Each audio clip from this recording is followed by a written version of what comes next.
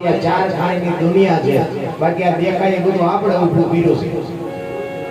આ ચાર ખાણી જો સમજી લેવાય એટલા માટે મહાપુરુષો એટલે જ કહે છે કે કાઈ કરી લેજો, એક ઘડી આધી મે પુણ્યા તુલસી સંગત સાધકી કટે કોટી અપરા.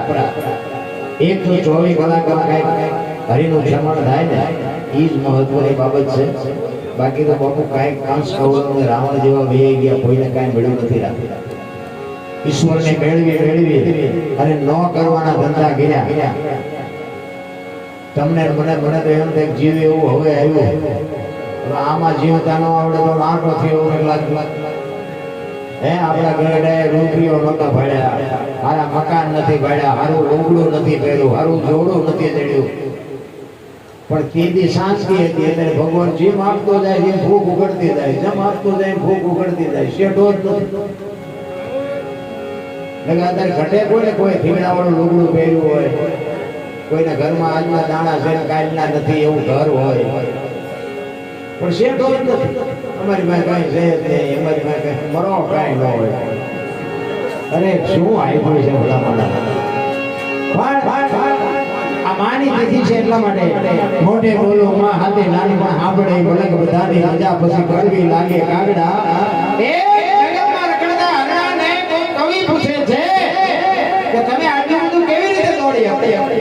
જંગલના હરણાને કવિ કહે છે કે તમે આટલું બધું દોડો છો કેવી રીતે? તેથી હરણાનું બચ્ચું બાપુ કહે છે કે કવિરાજ તમારે સાંભળવું છે કે આટલું બધું કેવી રીતે દોડી એવડી છે? તો કે હા. તો કે મારી માના પેટમાંથી બહાર પડ્યા પછી એક મારી માના ધાવણની શેડ મારા મોઢામાં પડી જાય અને પાણી પતા ઘોડા મૂકી દે જાય, જો આંબા દો તો મારી માનું ધાવણ લાગે. આ માન બાપને જાળવજો બાપુ, જિંદગીમાં કાંઈ ન કરવું. એક સદગુરુ કે માર્ગે હાલો અને માને બાપની સેવા કરો, બીજું કાંઈ કરવું ન પડે. કથા એવું નથી વંચાવવાની જરૂર નથી, મંદિરની જરૂર નથી, પ્રતિષ્ઠાની જરૂર નથી. આટલું બધું ધર્મ ફાટી નીકળ્યું, ચારે કોઈ બગાડ કા નથી અટકતો.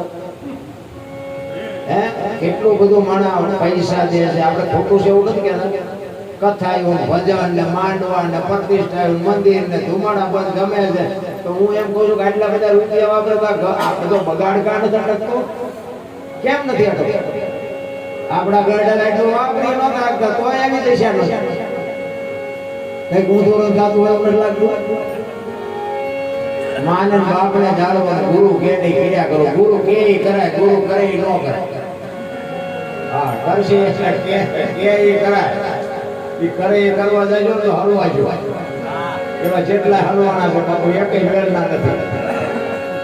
પછી ગુરુ એમ કહે ને કે ખાલી કુવો છે એમાં ધૂપકો મારી એટલે મારી દેવા, એમાં આપણું ભલું હોય ભરી રાખો.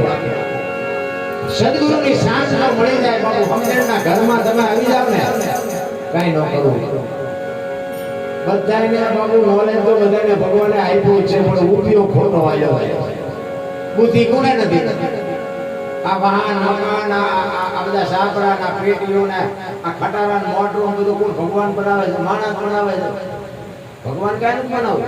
અને ભગવાન કે મેં જે તમને દેવાનું હતું એ બધું દઈ દીધું. હું કોઈ સુખી નથી કરતો, દુખી નથી કરતો. તમે હાજે સુખી થાવ છો, હાજે દુખી થાવ છો. મને ક્યાં તમે દાડીએ રાખ્યો છે? હા પૈસા માલ પાવી ભીખ માગે, ગરીબ હોય બહાર બેઠા બેઠા ભીખ માગે. ભગવાન હું દાડીએ રાખ્યો? આપણે છોકરાનું હક પણ કરી દેજે, જાબુ ભરવું છે, ખેતર લેવું છે, ટ્રેક્ટર લેવું છે. આ તમારે અહીંયા દાડી આવ્યો? અરે અમને માણસનો અવતાર આપ્યો એ તારો મોટો ઉપકાર છે. મારા પાડોશીનું પહેલા સારું કરજે. આવી બાપુ ભાવના હોય તો કઈ તમારું મારું કઈ થાય. બાકી તો આપણે હું કહું એમ તમને કહું, જોવો તો ખરા માણસની ભૂખ તો જો ઉઘડી. ભલે ધ્યાન નાકમાં નાચવું નાખીએ કાં તે જોવા આપે મૂકે પછી જમીન ખેડાવી પૈસા ઉભા કરે. હાંઠીની ગાડીઓ બનાવીને માલ ઢળાવીને પૈસા ઉભા કરે. ઘોડાના મોઢામાં લગામ નાખીને ડિસ્કો કરાવીને પૈસા ઉભા કરે. આપણે એમ કે પૈસા ભૂખ તો શું આપણે ઉઘડી? અરે ગાયોના ભેહુના બસડાને એના બસાને ધાવવા ન દે બાપુ, વચ્ચેથી દૂધ ખેંચીને વેચીને રૂપિયા ઉભા કરે. તમે જોવો તો ખરા બધા. હું તો એમ કહું છું કે ગાયોના ભેહુના બસડાને જો ધરીને ધવડાવ્યા હોત ને તો મકાનની બાપુ થાંભલીઓ હોનાની હોત, હોનાની. કાઢી લેવું ચારે ગોળથી. પછી કે હું નડતું હોય છે, હું નડતું જોરાય વદાણા શું નડતું આપણે કર્યા હોય આપણને ન ખબર હોય. એટલા જ માટે મહાપુરુષો તમને ને મને ખૂબ સાર કરી છે. પણ એક માનો પ્રસંગ છે એટલા માટે એક વાણી માની કરવી છે. પુરુષોત્તમ બાપુ વાણીનું કહે છે, પોતાની માની વાત કરે છે કે મારી મા તો મારી મા છે.